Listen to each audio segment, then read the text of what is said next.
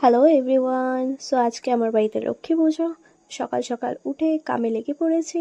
এই তো বাদাম ভাজা চলছে, নাড়ু পাকানো। সো এরকম করতে করতে লুচিটা মেখে ফেললাম। একটু ক্লিপ নিতে হবে বস। লুচিটা মেখে ভাজতে আরম্ভ করেছি। হি হি হি। লুচি ফুলবে, আপনারা টেনশন করবেন না, লুচি নিশ্চয়ই ফুলবে। এই তো দেখেন, ঠাপাক করে লুচিগুলো ফুলে উঠেছে।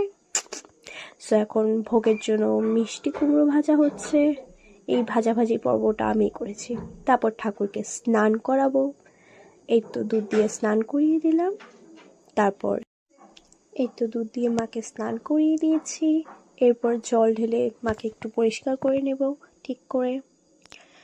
তারপর এই তো পুজোর সাজো হয়ে গেছে, প্রদীপও জ্বালিয়ে দিয়েছি।